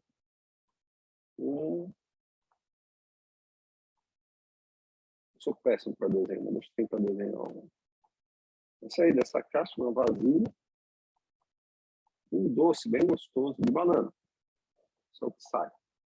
Então, a função é algo que transforma uma quantidade, né, que está entrando nessa caixa em outra. Então, a caixa é a função. Esse aqui seria... Esse é o papel da função. Função é uma máquina que pega a entrada... Então, quem é a função para mim? Vamos identificar. A função para mim é o X. Né? Quem é a banana? A banana é o T. É o que eu jogo dentro da função, que eu jogo dentro da máquina. Né? E o que sai? Sai essa curva azul que vocês estão vendo aqui. Aquela função ali maluca. Assim, tá? Esse é o resultado, é a bananada, sei lá, doce de banana. Claro, isso aqui é pictórico. Matematicamente, por exemplo, eu posso dar exemplos. Funções simples. Né? Função de T. Uma função de T. E a letra que eu chamo, se é F, se é X, se é Y, isso não importa. Isso é só para dizer que existe uma tal máquina que transforma alguma coisa em outra. Isso é irrelevante. Vamos chamar aqui de Y, por exemplo. Não o mais usual. Y de X. E eu vou ficar mudando, menos que é para vocês verem que isso não é engessado. Vocês podem usar o que quiserem. Y de X, por exemplo, é o próprio X. Ou seja, a função de X é X. O que isso significa? Se eu jogar X dentro dessa máquina, então, banana vai ser o X. Se eu jogar X dentro dessa máquina, o que vai sair? Vai sair o que está do lado direito, que é X. Eu joguei a banana e vai sair a banana. Então, essa função não fez nada. Ela só deixou a banana do jeito que é. Né? Por exemplo, se X igual a 10, o que vai sair? Suponha que o X igual a 10. O que vai sair do lado direito? O próprio X, que é 10. Tá? 10 o quê? Depende. 10 metros, 10 bananas, 10 prédios, se você quiser. Tá? Essa é a chamada função, a linha reta. Né? Na verdade, é a linha reta com tangente 1. Eu posso ter coeficientes aqui, por exemplo, o valor 6. Aí a tangente é 6 e por aí vai. E com o cálculo diferencial vai ficar claro que isso é a tangente. Então, essa é uma função simples. Eu jogo uma coisa e sai a mesma coisa. Eu podia dizer de uma outra função, por exemplo, f de x igual a x quadrado. Ou seja, a função f é uma máquina que, se eu jogar um valor de x ali, ela vai me dar um valor que é o valor de x ao quadrado. Tá? Então, se eu jogar x igual a 10 de novo, 10, o que vai sair? 10 ao quadrado, que é igual a 100. Tá? Se eu jogar x igual a 0, vai sair 0 ao quadrado, que é igual a 0. Tá? E assim por diante. Isso são as funções. Ficou claro, Maria Eduarda, que disse que nunca viu? Dá para ter uma ideia do que é, então? Dá sim, professor. É claro que, em princípio, essas coisas vocês deveriam ter visto no colégio, mas nem sempre o colégio pelo qual vocês passam é assim tão bom. Ou, às vezes, sei lá, por algum motivo de doença, você não conseguiu ver a aula. Mas, no final das contas, é isso. Funções são isso. São caixinhas bonitinhas, cada um tem um formato diferente, cada uma produz uma coisa diferente. Minha geladeira tem um compartimento que produz gelo. Então, eu jogo água lá dentro, sai o quê? Sai gelo. Se eu colocar pó de café na minha máquina de café, eu coloco pó, coloco água, sai café. Então, beleza, né? Sai café líquido. Funções são isso. Né? Cada função tem um papel. E o que muda na função? O que muda na função é exatamente qual é a cara dela. A função y de x é 6x. A função f de x é x ao quadrado. Eu podia inventar outra função. A função, sei lá, mzão de y é igual a 1 sobre y. É uma outra máquina que, se eu jogar um valor de y, vai me produzir um valor que é 1 sobre o valor de y. Então, se y for igual a 10, ela vai dar como resultado 1 sobre 10. E assim por diante. Tudo isso são funções. Tá bom? Mas voltemos à nossa função x de t aqui em cima. Vamos deixar trabalhar com essa bichinha. Embora ela tenha essa cara feia, né? O princípio é isso que eu quero determinar. Quem é esse x de t para cada partícula? Ou seja, qual é a posição que a partícula, né, tem para cada valor de t. Então, para cada instante de tempo, em t igual a 0, eu já coloquei propositalmente aqui, você pega o eixo, esse cruzamento do eixo x com o eixo t, eu estou chamando de origem, ou seja, é onde x é igual a 0 e t é igual a 0. Então, em t igual a 0, o valor da posição é 0. Em t igual a, por exemplo, sei lá, 1 segundo, o valor da posição vai ser x de 1 segundo. Então, eu preciso saber quem é x. Qual é a forma dessa função x? X é igual a t, x é igual a t quadrado, x é igual a exponencial de t. Nesse caso, essa curva que eu desenhei aqui não é nenhuma dessas, mas poderia ser. Tá? Isso aqui é uma curva genérica que eu teria que descobrir qual que é. Aqui, por exemplo, eu tenho, sei lá, 2 segundos. A função x de t é um valor ali, x de 2 segundos. Tá? Vai ser um valor aqui em cima, no eixo x, da posição do instante de tempo, 2 segundos. Isso não significa que a partícula está indo para cima e para baixo, para cima e para baixo. Não. Tem nada a ver com isso. Isso aqui significa... A única coisa que significa é quais são as posições que a partícula ocupa em cada instante de tempo. Porque x é que é posição. E posição para a partícula, quando ela vai para cá, ela só aumentou a posição e para cá ela diminuiu a posição. Aumentou? Diminuiu. Significa o quê? Ela está indo para frente, para trás, para frente, para trás. É só isso que ela faz. Ela está se movendo no eixo x, indo para valores maiores de x ou para valores menores de x. É isso que acontece. Ela vai para valores maiores de x, o x só aumenta daqui para cá. A partir daqui ele começa a diminuir, vai chegar no fundo, ele começa a aumentar de novo, aumentar, chegando no máximo, aí ele começa a diminuir de novo. Então, é ir para frente, para trás, para frente, para trás. Entenderam o que significa essa curva? X como função do tempo. Tá? É a posição da partícula em cada instante de tempo. Tá bem?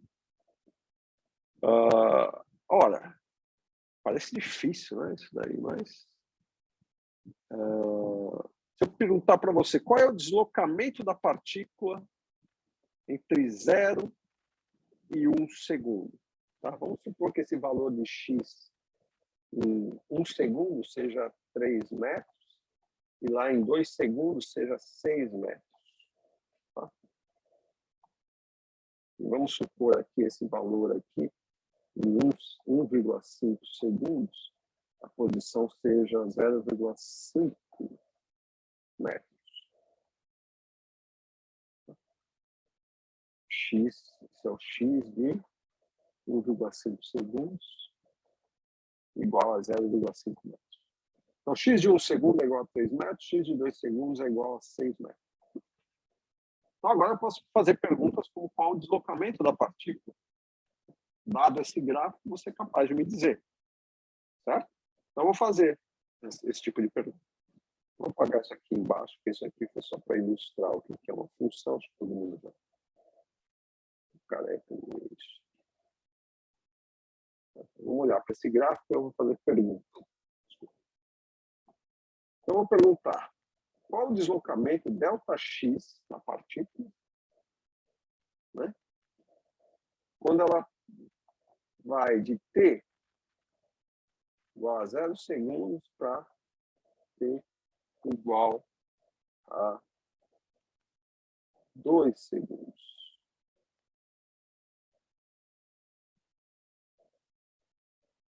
Quem me responde? 6 metros. 6. É a posição final, né? X em t igual a 2 segundos, menos a posição inicial, que é x em t igual a 0. Como eu sei que x em t igual a 2 segundos, eu venho para cá, 6 metros, conta aqui 6 metros, menos, quanto que é o x em t igual a 0 segundos, é 0 também. 0 metros. Portanto, esse ΔX é 6 metros. Agora eu pergunto o deslocamento da partícula entre t igual a 0 segundos até t igual a 1,5 segundos.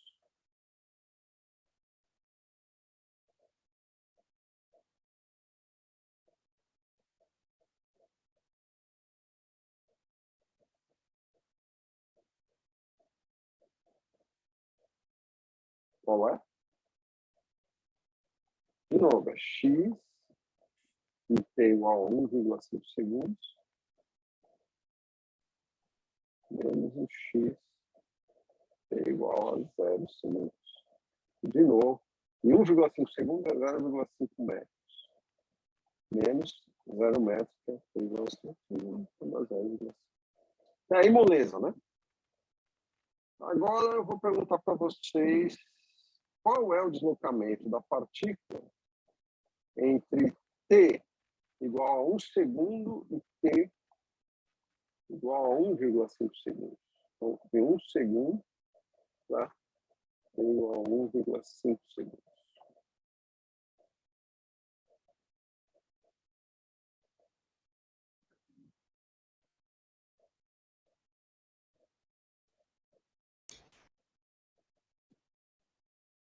Vamos lá, quem me responde? 1,5? 1,5? Então vamos ver. Como é a pergunta? X final. Qual é o deslocamento entre t igual a 1 segundo até t igual a 1,5 segundo? Então é t 2,5. t igual a 2,5 segundo menos x e t igual a 1 segundo.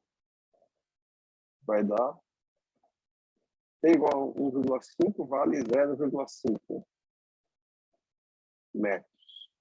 Menos x em t igual a 1 segundo. Quanto vale? 3. 3 metros. Quanto que dá isso? Negativo 2,5. Que vocês não estão vendo, né? Desculpa. Eu vejo que eu estou vendo aqui, mas vocês estão... Isso dá menos 2,5 metros. Tá? É 0,5 menos 3. Portanto, é negativo. O que significa isso? Ela se deslocou para trás. É o que eu estou falando para você. Daqui até aqui, que é 1 segundo até 1,5 segundo, não significa que a partícula desceu no... Não é isso. Mas ela foi para trás na posição. Ela foi daqui para cá. Ela percorreu o eixo X no sentido negativo. Certo? Portanto, um deslocamento negativo. Percebe? E aí você pode perguntar qual é o deslocamento da partícula entre... Vou colocar mais um aqui. 2,5 segundos. Entre 0 e 2,5 segundos. Né?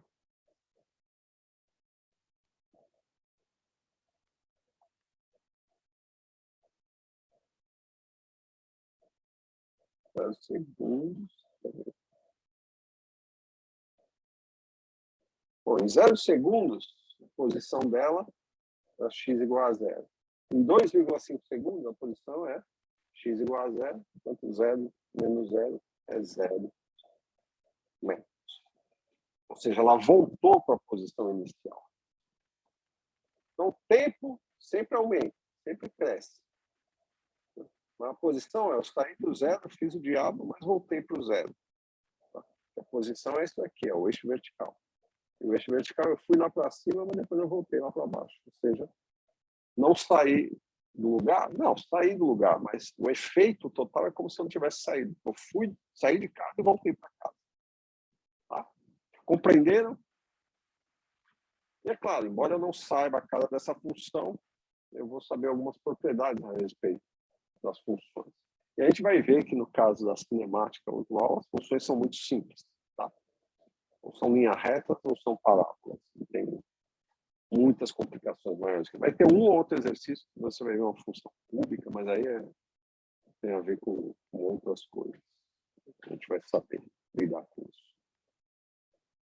Eu pergunto, bom, certo, definir deslocamento, definir o que é distância total percorrida, agora eu vou definir uma outra coisa chamada velocidade.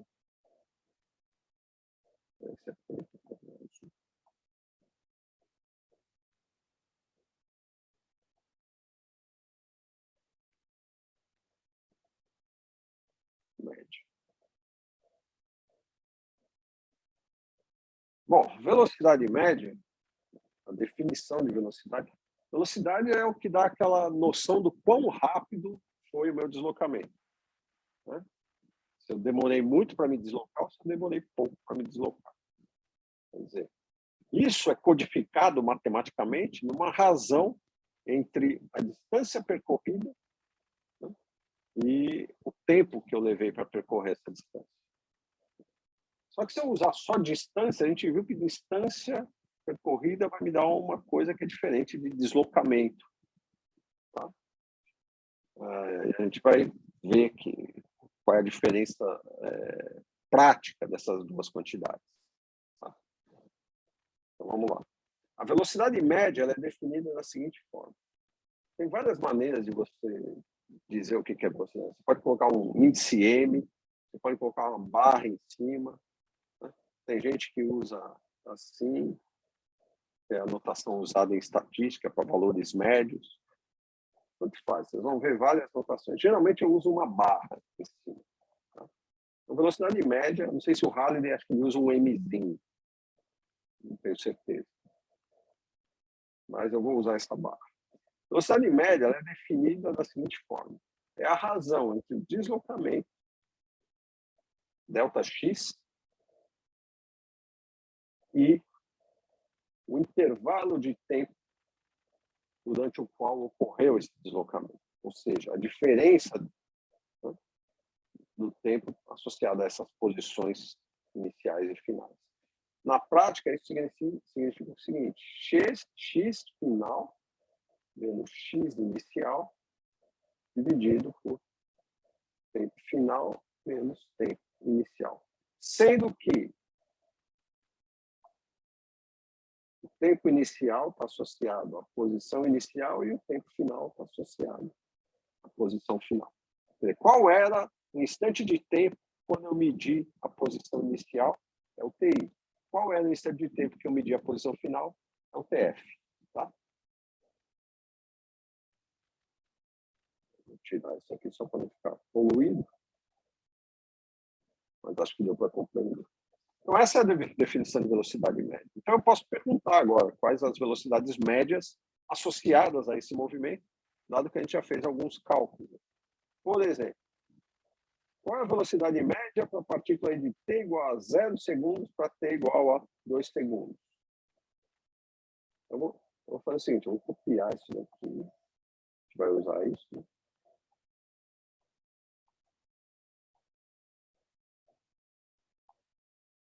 Vou usar diminuir de colar. Aqui, para a gente lembrar. Vocês conseguem enxergar? Então, vamos calcular agora. Vou chamar esse de ΔX1, ΔX2, ΔX3 e ΔX4. Só estou rotulando para poder saber de quem eu estou falando. Então, vamos calcular a velocidade média 1. Quem é a velocidade média 1? É o ΔX1 sobre delta. Tem um intervalo de tempo em que ocorreu esse deslocamento delta x1. Portanto, a gente já calculou delta x1 é 6 menos 0, que é 6 metros, dividido delta T1. Quem é delta T1? É o tempo final, que é 2 segundos, menos o tempo inicial, que é 0 segundos. 2 menos 0 é 2. 6 dividido por 2, 3. Quais as unidades? Metro dividido por segundo, ou metros por segundo, que é a unidade de velocidade no sistema internacional. Então, essa é a velocidade média V1. Tá? Vou puxar ela aqui para cima.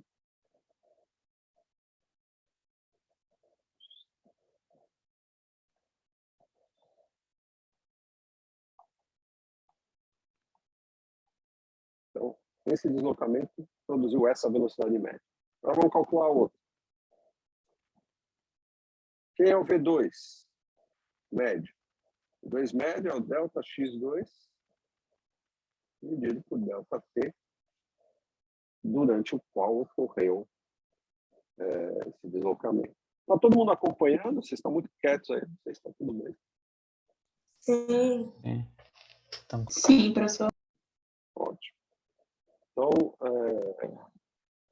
quem me diz? Delta x2 sobre delta t2. Eu não vou mais escrever x de t2 menos x de t1. Vocês já sabem que é isso. Tá? Então, eu vou escrever já o resultado. Delta x2, eu calculei ali em cima, deu 0,5 metros. Delta t2 é o tempo final menos inicial. O final era 1,5 segundos, tá aqui, e o inicial era 0 segundos. Então, dá 1,5 segundos. Certo? Quanto que dá isso? Dá 1/3 ou 0,33, continua, né? Um dízimo periódico. Vou deixar só 0,3, vai arredondar uma casa decimal. 0,3 o quê? Quais as unidades? Aqui, ó, metro dividido por segundo. Tá? Metro por segundo. Metro por segundo, que é a unidade de velocidade.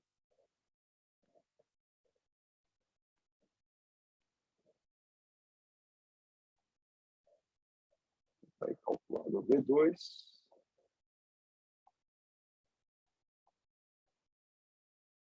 Médio. Vamos calcular o V3 médio.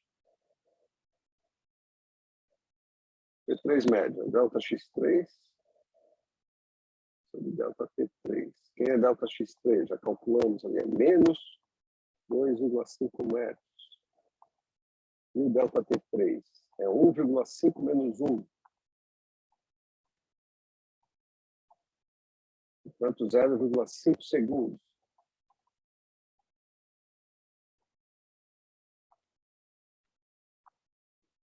Então, isso dá quanto? 12. 5 metros. Menos 5 metros. É, isso mesmo. Metros por segundo. Ô, professor. Não esqueçam jamais o sinal. E eu já vou explicar o que significa esse menos. Diga. Poderia multiplicar por menos 1 para ficar positivo ou não? Peraí, seu áudio está meio ruim. Fala de novo. Sim? É Samuel que está falando?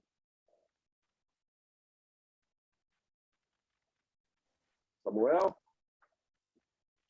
Então manda aqui no bate-papo a pergunta. Eu vou ver aqui qual que é.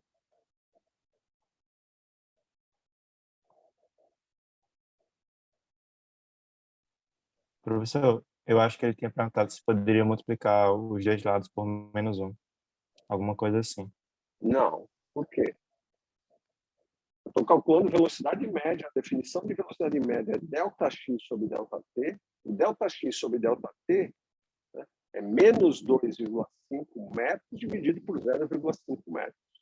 Certo? Isso é a minha velocidade média. Portanto, o sinal continua ali. Não tem... Se eu multiplicar por menos 1 dos dois lados, o que eu vou ter? Vou ter menos a velocidade 3 média. O áudio estava ruim, agora voltou. é igual a 5 metros por segundo. Multiplicar Eu os queria dois lados. saber se Oi. poderia multiplicar o menos 5 metros por segundo por menos 1 para deixar positivo, ou tem que deixar obrigatoriamente negativo. Eu vou dizer por que tem que ser obrigatoriamente negativo. Daqui para cá, aqui é uma igualdade, certo? Aqui também é uma igualdade. Então, se isso é igual a isso, e isso é igual a isso, então isso é igual a isso. Da mesma forma, se isso é igual a isso, e isso é igual a isso, tudo isso é igual a V médio, então V médio é igual a isso aqui. Só que isso aqui é igual a isso, idêntico, com o sinal menos e tudo. Mas, de novo, se isso é igual a isso aqui, vamos lá, de novo. Se isso é igual a isso aqui, que é igual a isso aqui, que é igual a isso aqui, e isso aqui é igual à velocidade média, então a velocidade média é igual a isso aqui. O sinal menos não pode desaparecer. Tá? Porque eu só estou prolongando a igualdade, mas isso aqui continua sendo apenas a velocidade média. Em nenhum momento, né, eu mudei definição de nada.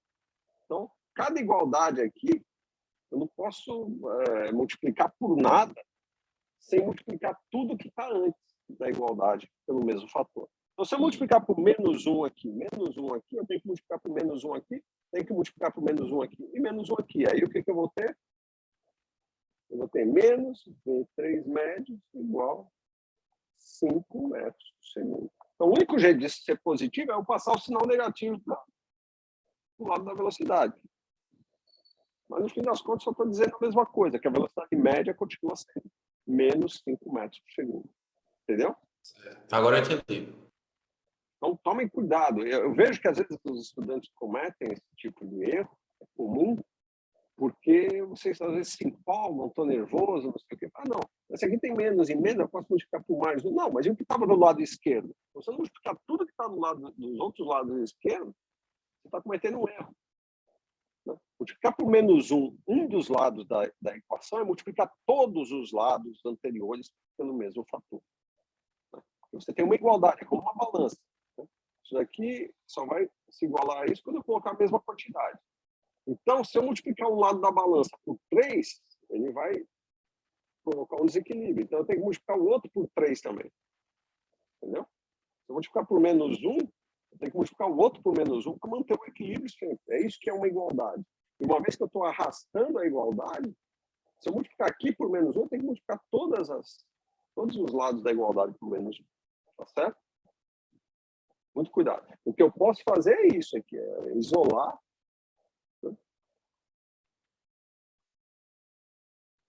V médio, uma vez que eu cheguei no resultado, eu posso chegar. V médio é igual a menos 5 metros por segundo, que é a mesma coisa que menos V médio igual a mais 5 metros por segundo. Porque no final das contas eu quero chegar no que é isso aqui. Quem é o V médio? O V médio ele é igual, então ele é igual a isso. Aí eu multipliquei por menos 1 aqui, multipliquei por menos 1 lá do esquerdo também. Tá? Bom, vou apagar tudo isso, acho que ficou claro. Para vocês que ainda não têm prática, se sentem seguros, pensem sempre na balança. O que você fizer num lado da igualdade, você tem que fazer no outro lado da igualdade. E se tiver mais igualdade do lado esquerdo, faça no outro lado também. E no outro, para que todas as balanças estejam em equilíbrio. E se você multiplicar um lado por alguma coisa, seja o que for, menos 1, mais 10, 1 bilhão, menos 1 sobre 1 bilhão, todos os outros lados na sua equação têm que ser multiplicados pelo mesmo fator. Tá? Para que você mantenha a igualdade. Senão você já está achando uma outra coisa que não tem nada a ver com o que está lá do lado esquerdo. Entendeu? Esse mais 5 que você chegaria se multiplicar só esses dois, ele não ia ter nada a ver com a velocidade média que eu estou pedindo. Eu não multipliquei todos os termos. Tá bom? Muito bem. Professor, também não poderia colocar o V3 e o menos 5 em módulo, né? Tá, eu poderia perguntar o módulo, mas não é o que eu estou perguntando. Estou perguntando qual é a velocidade média. A velocidade média é essa definição, é ΔX sobre ΔT. Tá bom? Se eu pedisse um módulo, aí tudo bem. Você pode colocar mais, aí tem que colocar mais 5 metros por segundo. Mas eu queria esse resultado negativo, porque eu vou falar o que ele significa daqui a pouco. E, finalmente, o único que ficou faltando é a velocidade média 4, que é o ΔX4, e ΔT4. ΔX4 é 0 metros, o ΔT é 2,5 menos 0, que é 2,5 segundos. Só que 0 dividido por 2,5 é 0. 0 o quê? Metros por segundo. Eu estou falando de velocidade. Mesmo que seja velocidade 0, tem que lembrar, tem que colocar unidade. Senão é 0 o quê? 0 quilômetro? Não, quilômetro não é velocidade, quilômetro é distância. Tá? Então tá aí. Essa é a última velocidade média. Agora, com esses resultados em mãos, eu vou perguntar o significado dessas coisas. O que significa uma velocidade média positiva? Só significa uma coisa, significa que o meu deslocamento foi positivo. O X final foi maior do que o final. E o que significa uma velocidade média negativa, então? Significa que o deslocamento foi negativo. Significa que eu fui para trás do eixo. Então, se eu tenho um eixo, o eixo X, né? Eu posso ir para frente, eu posso ir para trás. Se eu for para frente, velocidade média positiva. Se eu for para trás nesse eixo X, velocidade média é negativa. Tá? Então, o sinal da velocidade média é importante. Ele está te dizendo se você está se deslocando para frente ou para trás. Porque velocidade não é deslocamento. Velocidade é a razão do deslocamento do tempo. Então, se eu digo para você, sua velocidade média foi de 10 metros por segundo, ou digo, sua velocidade média foi de menos 3 metros por segundo, você vai saber, eu vou saber se você estava, por exemplo, se afastando de mim ou se aproximando de mim. Estou na origem. Suponha que eu estou aqui na origem, estou eu aqui. Então, quando eu digo que sua velocidade média é positiva, eu estou dizendo que você está se afastando de mim. Se eu digo que é negativa, você está se aproximando de mim. Então, o sinal da velocidade só indica qual é o sentido de deslocamento de uma partícula. Ou seja, a partícula com velocidade média positiva se desloca nesse gráfico da esquerda para a direita. A partícula com velocidade média negativa se desloca da direita para a esquerda. É sempre assim? Não, depende de como você escolhe o seu eixo X. Suponha que eu escolhesse um eixo X assim.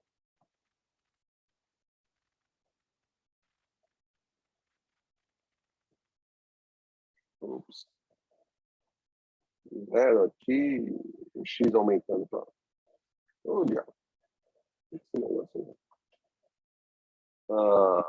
De novo, você continua se movendo daqui para cá, daqui para lá. Só que agora, quem vai ser positivo e quem vai ser negativo? E suponha que eu estou aqui no X igual a 10 metros. O que é 10 metros? Então, eu continuo aqui. A única coisa que eu mudei foi o quê? Eu escolhi um eixo de coordenadas diferentes. Em vez de ser o lilás, eu escolhi o azul. Tá? A origem está lá na frente e o 10 metros está aqui. Então, quando eu disser que a sua velocidade média agora é negativa, significa que você está se afastando de mim. E a velocidade média positiva significa que você está se aproximando de mim. Por quê? Porque o deslocamento positivo agora é da direita para a esquerda. Isso é deslocamento positivo. Está aumentando o X. E o X diminui se eu vou da esquerda para a direita. Então, se o X diminui, o ΔX vai ser negativo, a velocidade média vai ser negativa. Então, dependendo da escolha que eu faço, isso aqui é uma escolha, a escolha que eu faço do meu eixo coordenado, do meu sistema de referência, né, é que eu vou dizer se a velocidade positiva é afastamento ou é aproximação. Okay? Mas, geralmente, a gente escolhe isso aqui. Normalmente, a gente escolhe isso aqui. Aí você tem que tomar cuidado. Vai que num problema ele desenha um eixo assim, né? E aí você vai interpretar a velocidade positiva da maneira errada. Se você disser que velocidade positiva está se afastando de mim. Quem está se afastando agora é a negativa. Eu vou sair aqui que já começou minha outra aula, tá bom? Opa, 16 horas. Desculpa, pessoal. Eu também vou ter que sair. Podem sair, eu termino a aula aqui. Próxima aula a gente continua. Desculpa, chegou às 16 horas, eu nem me dei conta. Até Tchau, mais, professor. Tchau, professor. Obrigada. A pergunta professor. vocês podem me mandar, ponham lá no Cigal, ou mandam para o meu WhatsApp. Tem lá Tá no certo. Fiquem à vontade. Tchau, até mais. Tchau, professor. Pronto. Encerrar essa gravação.